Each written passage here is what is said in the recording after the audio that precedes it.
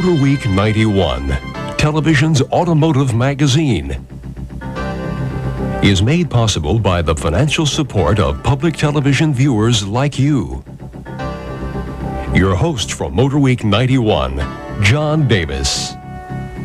Well, hello and welcome again to MotorWeek 91. We're glad to have you with us.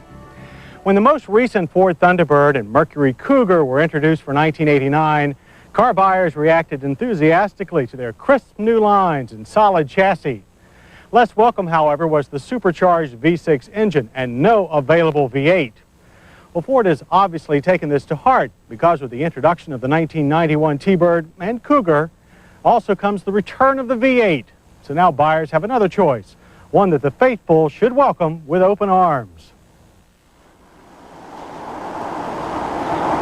Before you rush out to buy a V8-powered T-Bird or Cougar, be aware that Ford and Lincoln Mercury have taken two slightly different approaches to packaging the 8 cylinders into their respective models. Ford has opted to keep the supercharged Thunderbird SC in the lineup, making the V8 an option in standard and LX-grade cars. The significance of this is that V8 T-Bird fans have only one suspension choice, the standard equipment that most examples of this platform ride on. The Cougar, on the other hand, offers the V8 as standard equipment in the XR-7 and as an option in LS-grade cars. This makes the Cougar XR-7 the only option for V8 fans who also want the high-performance suspension that it shares with the Thunderbird Super Coupe. Despite the packaging differences, both cars share an identical power plant. It's a compact version of the 5-liter high-output V8 that powers the Mustang GT, slightly detuned thanks to a more restrictive exhaust to produce 200 horsepower and 275 pound-feet of torque. But detuned or not, it's still capable of 0 to 60 times of 9.2 seconds. That's a good 2 seconds faster than the standard V6, but lags 2 seconds behind the more powerful supercharged engine. Of course, you must remember that the only transmission available in V8-equipped cars will be a 4-speed automatic. If you want a manual, your only choice is the supercharged V6 of the Thunderbird SC. But automatic or not, the V8 exhibits very satisfactory acceleration. It lags a bit on launch due to the tall gearing, but with 8 cylinders worth of torque, quickly gets up to passing speed. A short drive, and we found ourselves leaning towards the Lincoln Mercury approach to engine packaging. Loaded down with the heavier V8, the softly sprung Thunderbird exhibits substantial front-end plow, and the 215 series all-season tires lack the grip necessary to exploit the V8's wide, usable power band. But Ford engineers deserve credit for taming trailing throttle oversteer. You really have to work now to get the tail out. The Cougar XR-7 exhibits the same balanced feel and strong grip that we experienced during our test of the Thunderbird Super Coupe. The XR-7 makes good use of the HO V8's strong, even power delivery to drive smartly through corners, while the sports setting on the adjustable suspension minimizes the front-end plow of the standard T-Bird and Cougar. With nearly 2 tons of car to stop, it's no wonder that the XR-7 has ABS as standard equipment.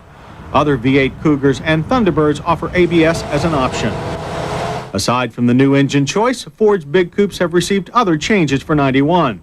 The Thunderbird gets cleaner body-side moldings, while the Cougar gets a whole new front-end look, including a new hood, grille, and headlights, and fog lamps have been added to the XR-7. The Big Cat also gets revised tail lamps for a smoother look in back. Inside, the changes are more extensive. Both cars get upgraded interiors with better fabrics and less plastic wood. Less ornamentation gives the interiors a cleaner, more European look. And new analog gauge packages help Ford's big coupes feel less like 2-door town cars. The confusing digital readouts are now optional. A clean, logical set of automatic climate controls are optional as well. Manual air conditioning is standard equipment on all models. Unchanged is the substantial interior room that both cars offer. Comfortable seats and plenty of legroom make these big coupes a long-distance traveler's dream. Even the rear seats offer well above average levels of room for a 2-door car. And there's plenty of trunk space. You don't have to pack light to travel in these 2 doors. If you want a V8 in your T-Bird, it will cost you an extra $1,080. This means that the base V8 car will start at about $17,000, while the LX will be in the $19,000 range. The same engine in the Cougar costs $1,184, so Cougar prices will range from about $17,000 for the LS to $21,139 for the XR-7.